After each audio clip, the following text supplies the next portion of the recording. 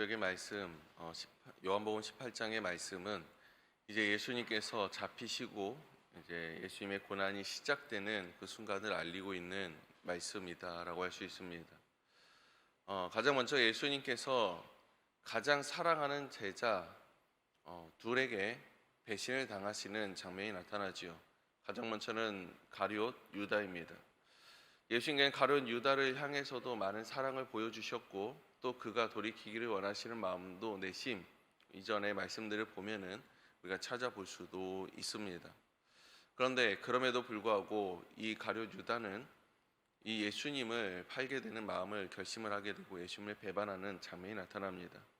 뿐만 아닙니다. 예수님뿐만이 아니라 가룟 유다뿐만이 아니라 베드로 또한 예수님의 수제자라고 할 수 있는 이 베드로 또한 물론 예수를 향해서 예수님을 위해서 칼을 뽑아들기는 했지만 이후에 나타나는 장면들에서 보면 이 베드로 또한 예수님을 부인하며 3번 부인하며 예수님을 마치 배신한 똑같은 그런 모습을 보여주기도 합니다. 여러분, 예수님께서 얼마나 마음이 아프셨을까? 여러분, 우리가 생각해 보면 사람에게 받는 상처가 너무나도 크다라는 것을 알 수 있죠. 그런데 그 중에서 가장 우리 마음을 찢고 우리 마음에 가장 큰 상처를 주는 것은 내가 가장 사랑하는 내 가족일 수밖에 없을 것 같아요.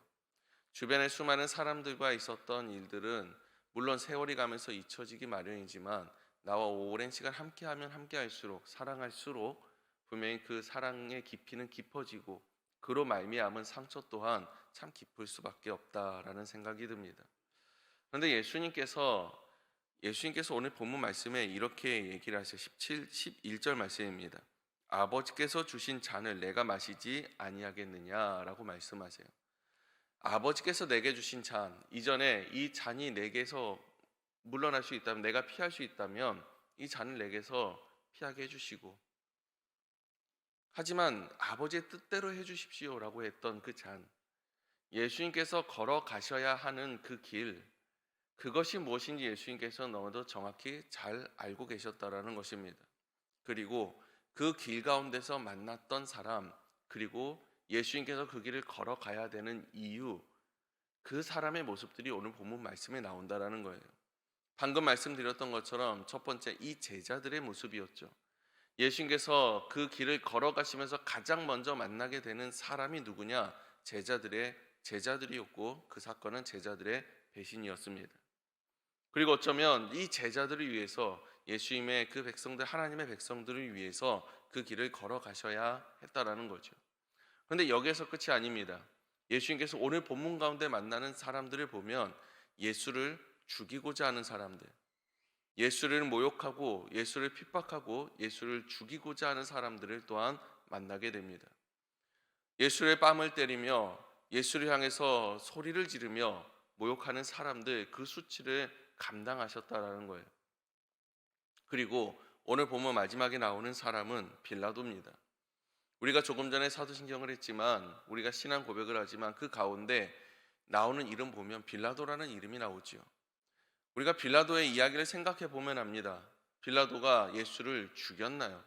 빌라도가 직접 예수를 향해 채찍질을 했나요? 그렇지 않았습니다. 그럼에도 불구하고 우리가 신앙을 고백할 때 이야기하기를 빌라도가 예수를 십자가에 못 박게끔 내어 주었다고 우리가 고백하지 않습니까? 빌라도에게 고난을 받았고 십자가에 달려 죽임을 당하셨잖아요. 이 모든 원흉이 어디에 있냐? 빌라도에게 있다라고 이야기를 해요. 왜 그와 같이 말을 하느냐? 빌라도가 예수를 넘겨줬어요.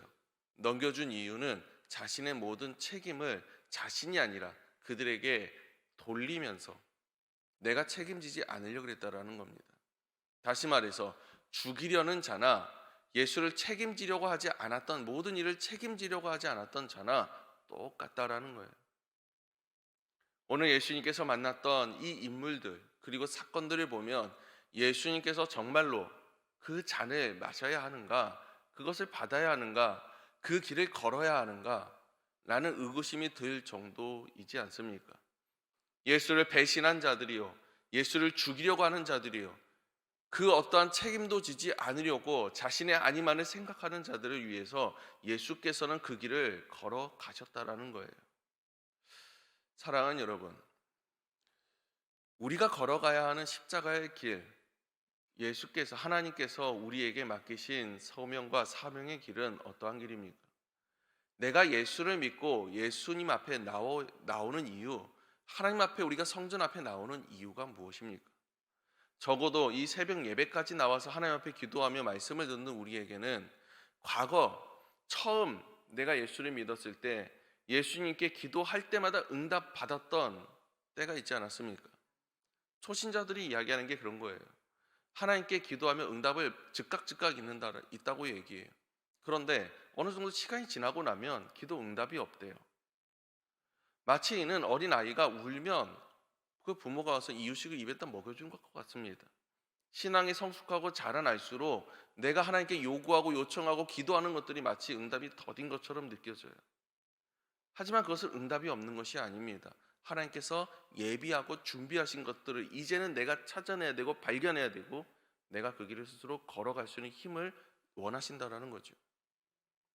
그런데 여러분, 하나님께서는 더욱더 성숙한 신앙을 원하세요. 그것이 무엇이냐면 나에게 하나님께서는 이미 크신 사명과 나를 통해서 하나님께서 이루고자 하시는 귀한 뜻이 있다라는 거예요. 그런데 여전히 우리는 내가 받을 축복만 보고 있어요. 내가 하나님을 믿음으로 말미암아서 내 삶이 윤택해지길 원하고 내가 형통하기를 원해요. 여러분, 이것이 나쁜 것은 아니고 이것이 틀린 것은 아닙니다. 그런데 이것만 원한다라는 거죠. 천국만 있는 교회. 지옥은 이야기하지 않아요. 왜일까요? 듣기 싫기 때문에. 여러분, 하지만 예수님께서는 말씀하셨어요. 지옥을 이야기하셨어요. 부자와 거지 나사로 이야기하셨을 때에도 천국과 지옥을 명확히 말씀하셨습니다. 왕의 잔치 가운데에서도 쫓겨나는 자들이 있고 그 안에서 함께 웃고 마시며 노는, 함께 축제를 즐기는 사람들이 있어요. 주님께서는 분명히 심판을 말씀하셨고 쫓겨나는 자들, 슬피 울며 이를 가는 자들을 이야기하셨고 하나님 품에 안기는 자들을 이야기하셨어요. 여러분, 이와 같습니다.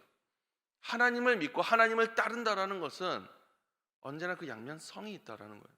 하나님을 향한 축복도 있지, 하나님께서 우리에게 주시는 축복도 있지만 그로 말미암아서 내가 감당해야 되고 감수해야 되는 때로는 고난의 길도 있다라는 거예요.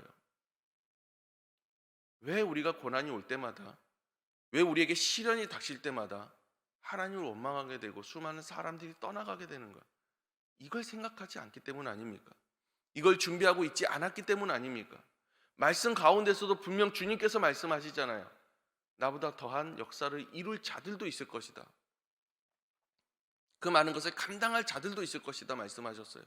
이것은 주님께서 보이신 사역, 그 역사만을 이야기하는 것이 아닙니다. 그 모진 십자가의 길까지도 이야기하시는 거예요. 그러니 주님께서 기도하시잖아요. 주님께서도 땀이 피가 되도록 기도하시잖아요. 여러분, 우리도 이와 같이 준비하고 기도해야 되는 인생길 살아가야 되는 것 아니겠습니까? 내게 주신 잔이 무엇인지 모르죠. 정확히 무엇인지 모르지만 우리는 어렴풋이 알 수 있을 것 같아요. 내게 맡겨주신 가정, 내 이웃뿐 아니라 내 원수들까지도, 내가 걸어가야 하는 수많은 길들 가운데 나타나는 고난의 길들, 시련의 길들, 여러분, 이것은 내가 눈을 돌리고 피하고 도망갈 것이 아니라 내가 맞서 싸워야 되고 내가 감당해야 되는 길들이지 않겠냐라는 것입니다. 그래서 주님께서 말씀하시잖아요. 너의 십자가를 지고 나를 따르라 말씀하세요. 여러분, 그런데 때로는 우리가 오해하고 착각할 때 있어요. 로마서 말씀에 보면 이런 말씀이 있습니다. 모든 것이 합력하여 선을 이루느니라 라고 말씀을 하세요. 그런데 우리가 이것을 곡해해요. 내가 주님을 위해서 일하겠습니다. 주님을 위해서 내가 정말로 좋은 일을 하겠습니다 라고 하면서 칼을 빼들더라는 것입니다. 마치 베드로처럼 말입니다. 베드로가 칼을 빼들었습니다. 그리고 제사장의 종을 쳐서 귀를 떨어뜨리죠. 근데 예수님께서는 그걸 만류하세요. 왜요? 그것은 합력하는 것이 아니라 예수님의 사역을 방해하는 일이기 때문에 그렇습니다. 그래서 다른 본문 말씀에서는 사탄아 내 뒤로 물러나라 라고 말씀하세요. 우리가 인간적으로 생각해 보면 여러분, 이 순간에 예수를 위한 것처럼 보이지 않습니까? 예수를 위한 것처럼 나선 것처럼 보이지 않습니까? 예수를 등 뒤로 하고 도망치는 것보다 예수님 앞에 담대히 나아가는 것이, 칼을 빼드는 것이 예수님을 위한 것처럼 보이지 않냐라는 거예요.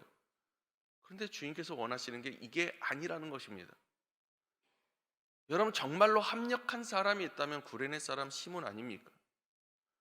구레네 사람 시몬, 예수를 보고 있는 그 구경하고 있을 때 강제로 예수님의 십자가를 억지로 지었던 사람이 구레네 사람 시몬이에요. 여러분, 이게 합력 아닙니까? 내가 때로는 억지로, 내가 원했던 것이 아니지만 내가 원했던 것이 억지로 주님의 십자가를 지고라도 가는 것. 여러분, 이게 합력이라는 거예요. 사랑하는 여러분, 우리에게 맡겨주신 사명이 무엇입니까?